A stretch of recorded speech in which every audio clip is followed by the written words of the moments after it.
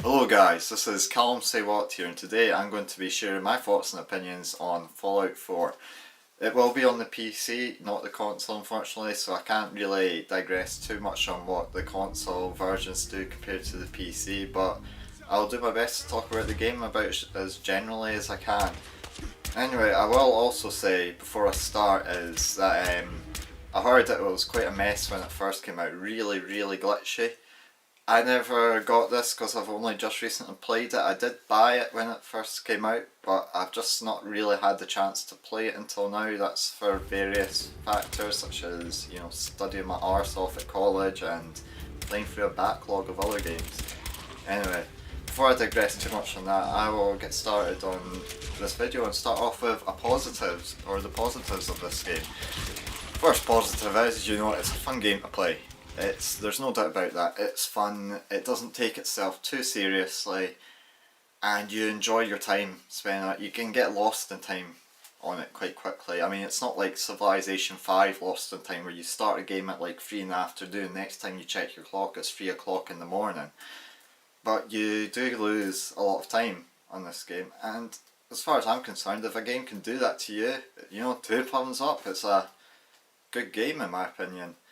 The second thing that I'll say is the setting, and this sort of goes hand in hand with my first point, but the setting is such a varied and detailed setting. There's lots to see, lots to do, lots to interact with.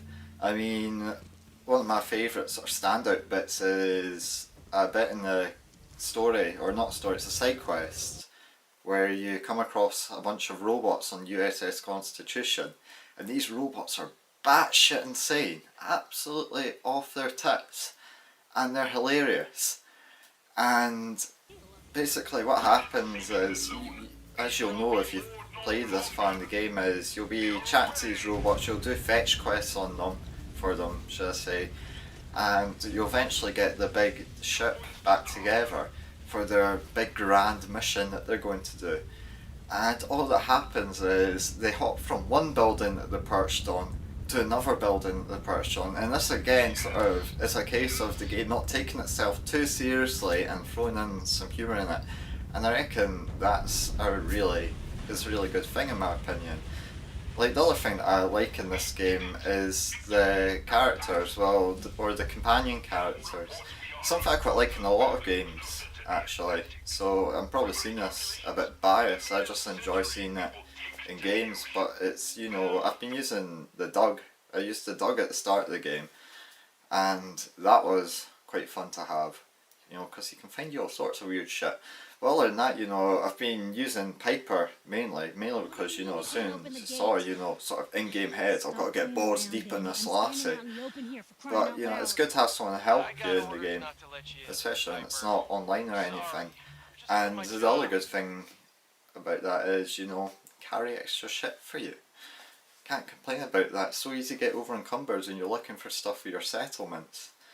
Anyway, other than that though, I will say one annoying thing about the companions is sometimes they can sort of catch you indoors, but that's a sort of historic companion piss off mechanism, I reckon. Because I remember it in Fallout not Fallout, should I say, Mass Effect. Remember it in Mass Effect, and it pissed me off something different then, and it's pissed me off now, but it's not game breaking, I suppose. Anyway, going on to a couple of negatives, I'd say the first real negative, and this is probably me, is the fact that it's a role-playing game, and now since